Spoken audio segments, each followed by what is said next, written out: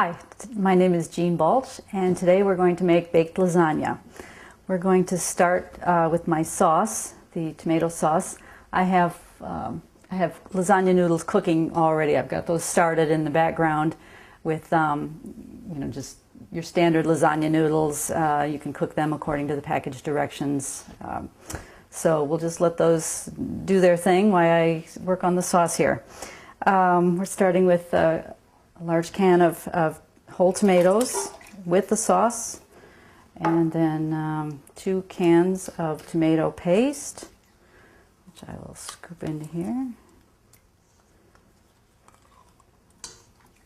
I've already pre-measured my other ingredients here, so we've got the onion, the chopped onion. Put in. And I'm not real fussy in terms of precision.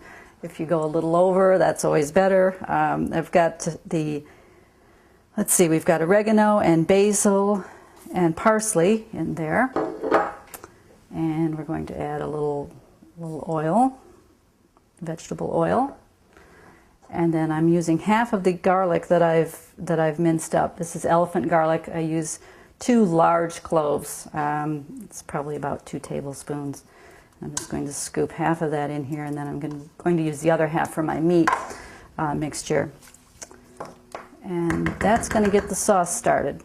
So we'll just put that on the stove and over medium heat and let that start to blend together and go on to the meat sauce. And now we're going to assemble the meat mixture. I've got about a pound, you can go anywhere from a half pound to a pound of lean ground beef. I typically use 90 to 93% lean ground beef. That way it tends to be less oily. I've also got a half of a link of the sweet Italian pork sausage and a half a link of spicy Italian pork sausage. It adds a little zest to the lasagna. And I've got the onion all mixed, or all pre-measured. And all my spices, I've got the parsley, the oregano, the basil, the pepper, salt, garlic powder, and cayenne pepper. Add it. I have 1 egg that I've mixed. And then I've got the garlic, the rest of the garlic that I didn't use in the sauce, that I'm just adding in. You can never have too much garlic, in my opinion.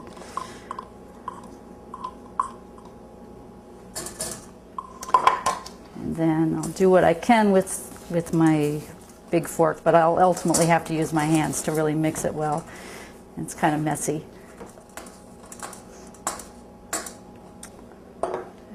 And I've got clean hands. I've already taken care of that.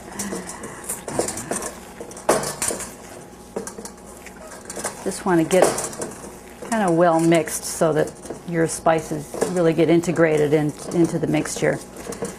All right, now we're going to saute the meat mixture for about 5 to 10 minutes over medium to high heat.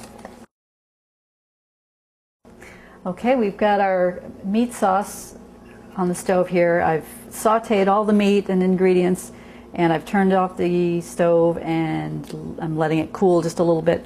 This is a good time in the recipe if you don't have 90% lean beef or what have you, and you see that there's a lot of oil accumulating in your pan, you can drain off a little bit of the excess oil at this point.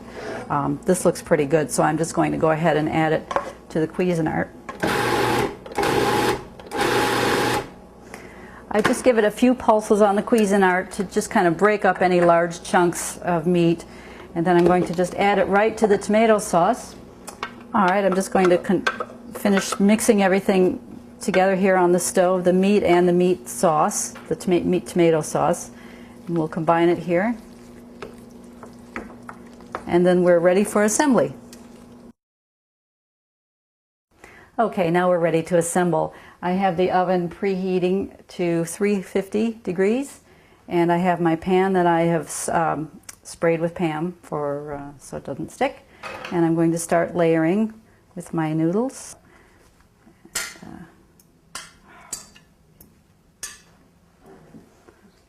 Okay, and I'm adding a layer of the meat sauce now.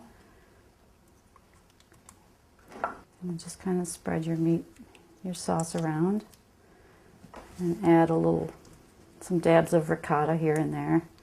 You don't have to. Some people like to spread it out, but it's not really necessary. It kind of melts in during the cooking. And then I've got the mixture. The cheese is all grated. I've got provolone cheese, I've got mozzarella, and I've got some Parmesan in there. I just grate it and put it all together so they all get mixed in. And then I'm ready for another layer. Just repeat the layers so that you have 4 layers of each of the ingredients. Okay, and we're on to our last layer of cheese now. We've got all four layers. Just going to throw a little ricotta on the top. Might as well use it up.